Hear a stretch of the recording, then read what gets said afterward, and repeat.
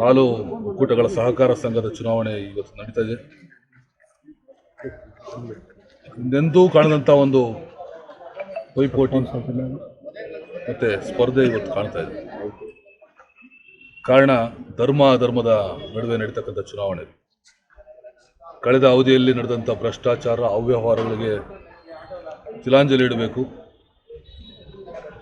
ಸಂಸ್ಥೆ ಅಭಿವೃದ್ಧಿ ಹೊಂದಬೇಕು, ಹಾಲು ಉತ್ಪಾದಕರಿಗೆ ಒಳ್ಳೆಯ ಸವಲತ್ತುಗಳು ಮತ್ತು ಸರ್ಕಾರದಿಂದ ನೀಡ್ತಕ್ಕಂಥ ಅನುದಾನಗಳ ಯಥಾವತ್ತಾಗಿ ತಲುಪುವ ನಿಟ್ಟಿನಲ್ಲಿ ಕೆಲಸ ಮಾಡ್ತಕ್ಕಂಥ ಒಂದು ತಂಡನ ರಚನೆ ಮಾಡಬೇಕು ಅನ್ನೋ ಒಂದು ನಿಟ್ಟಿನಲ್ಲಿ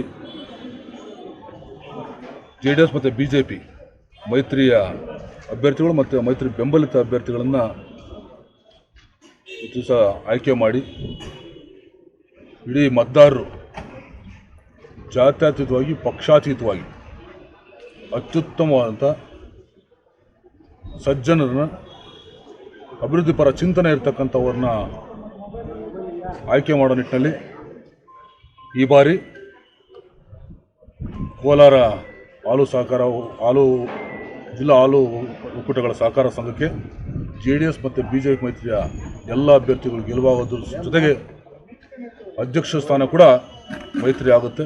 ಆ ನಿಟ್ಟಿನಲ್ಲಿ ಸಂಸ್ಥೆ ಅಭಿವೃದ್ಧಿ ಮತ್ತು ರೈತರಿಗೆ ದೊಡ್ಡ ಮಟ್ಟದ ಒಂದು ಶಕ್ತಿ ತುಂಬುವಂಥ ಕೆಲಸ ಆಗುತ್ತೆ ಅಂತೇಳಿ ಸಂದರ್ಭದಲ್ಲಿ ಹೇಳಿ. ರೈತರ ಒಕ್ಕೂಟ ಸರ್, ಇದು ಇಷ್ಟು ದೊಡ್ಡ ಮಟ್ಟದಲ್ಲಿ ಹಣದ ಒಳೆ ನಡುವೆ ಚುನಾವಣೆ ನಡೆಸಬೇಕಂತ ಪರಿಸ್ಥಿತಿ ಬಂದಿದೆ. ಇದಕ್ಕೇನು ಹೇಳ್ತೀವಿ? ಗೊತ್ತಿಲ್ಲ, ಯಾರು ಹಣ ಒಳೆ ಹರಿಸಿದ್ದಾರೆ, ಯಾರು ಹಂಚಿಕೆ ಮಾಡಿದ್ರೆ ನಮಗಂತೂ ಗೊತ್ತಿಲ್ಲ. ನಮ್ಮಲ್ಲಿರ್ತಕ್ಕಂಥವ್ರು ಯಾರು ಅಷ್ಟು ಹಣ ಹಂಚುವಂಥ ಶಕ್ತಿ ಇರುವಂಥವರಲ್ಲ, ಎಲ್ಲ ಹಾಲು ಉತ್ಪಾದಕರೇ ಇದ್ದಾರೆ. ಹಾಗಾಗಿ ಅದು ನಮಗೆ, ನಾನು ಅವಾಗಲೇ ಹೇಳ್ದಂಗೆ, ಧರ್ಮ ಅಧರ್ಮದ ನಡೀತಕ್ಕಂಥ ಯುದ್ಧ ಒಂದು ಚುನಾವಣೆ. ಅದರಿಂದ ನಾವು ಸತ್ಯದಿಂದ, ನಿಷ್ಠೆಯಿಂದ, ಪ್ರಾಮಾಣಿಕತೆಯಿಂದ ಮತದಾರನ ಓಟ್ ಕೇಳಿದ್ವಿ. ಆ ಪ್ರಕಾರ ಇವತ್ತು ದಿವಸ ಮತದಾರರು ಒಮ್ಮತವಾಗಿ ನಮಗೆ ಬೆಂಬಲ ಸೂಚಿಸ್ತಕ್ಕಂಥ ಎಲ್ಲ ಸೂಚನೆಗಳಿದ್ದಾವೆ.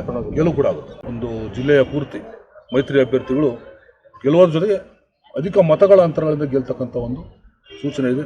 ನಮಗೂ ಕೂಡ ಆ ರೀತಿಯಾದಂಥ ಒಂದು ಭರವಸೆ ಕೂಡ ಇದೆ.